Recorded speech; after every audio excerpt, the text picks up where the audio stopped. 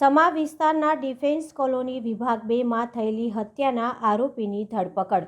ACP જી.બી. બામણિયાનું નિવેદન સામે આવ્યું છે કે પત્નીની આડા સંબંધોની શંકાના લીધે હત્યા કરવામાં આવી છે.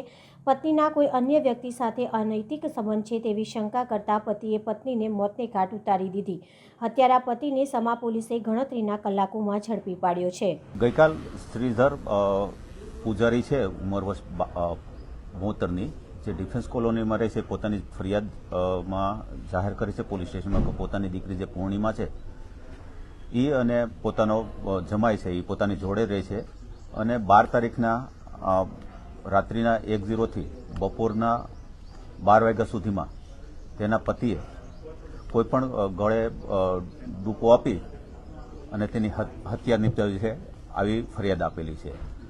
પ્રથમમાં જ્યારે બેભાન અવસ્થામાં પોતાની દીકરી પોતાના રૂમમાં સૂતી હતી ત્યારે પોતાના રૂટીન કાર્ય મુજબ શ્રીધરભાઈ છે પોતે પોતાની નોકરીમાં સવારે 7 વાગે જતા રહે અને બપોરે આવીને જોયેલું તો પોતાની દીકરી બેભાન અવસ્થામાં પડી હતી.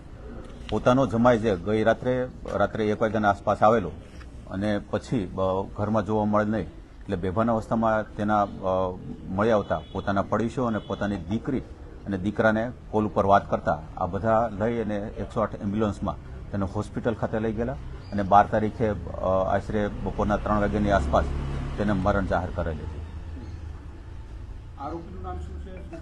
આરોપી મંજીત ધિલ્લોન છેલ્લા 3 વર્ષથી લવ મેરેજ કરેલા છે અને ઘર જમાઈ તરીકે સાથે છે. પોતે ડ્રાઇવિંગનું કામ કરે છે, ટ્રક ડ્રાઈવર છે.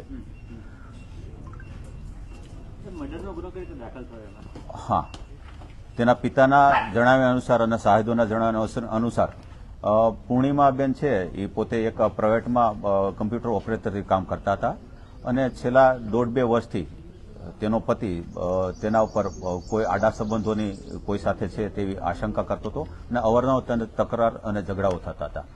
અને તે દિવસે સવારે 7:30 વાગ્યા પછી કે જેને પૂર્ણિમાના પિતા શ્રીધરભાઈ છે તે નોકરી ઉપર ગયા પછી પોતાને આ બાબતેથી તકરાર થઈ અને તકરાર દરમિયાન કેબલનો એક વાયર હતો તેનાથી તેની પત્નીને પોતે ગળા ટૂંકો આપી દીધેલો અને ગળા ટૂંકો આપ્યા બાદ તે પોતે નાસી ગયેલો હતો.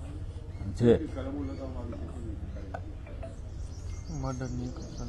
બીએનએસ કલમ છે 103 એ અને જૂની જે 302 છે એ મુજબ ગુનો દાખલ કરવામાં આવેલો છે.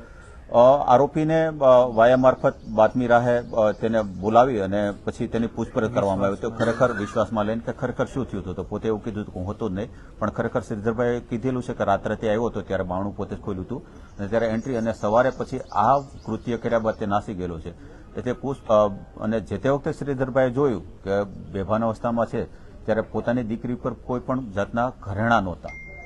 જે ઘરેણા અને જ્યારે આરોપીઓએ તેની પૂછપરછને અંગઝડતી કરી તો તેના ખીચામાંથી જે ઘરેણાઓ હતા, બુટી છે, મંગલસૂત્ર છે, વીંટી છે, આ બધું મળી આવેલું છે. ના, બીજી કોઈ ઈજા નથી. ગળે મતલબ કેબલ વાયરથી પેલું કરી અને એને મારી નાખ્યો છે. અને આ વસ્તુ જે તે વખતે શ્રીધરભાઈને કોઈ એના ઉપર શંકા એમ નહોતી, પણ મેડિકલ રિપોર્ટનું પીએમ થયા બાદ ડોક્ટરશ્રીએ એવો અભિપ્રાય આપેલો કે આને કોઈ ગળા ઉપર મતલબ કસીને ગળા ટૂંકો આપવાથી મરણ ગયેલો અને એટલે આ પાકી શંકા થવાથી શ્રીધરભાઈ પોતાના જમાઈ વિરુદ્ધથી 302 મુજબની ફરિયાદ નોંધાવેલી હતી.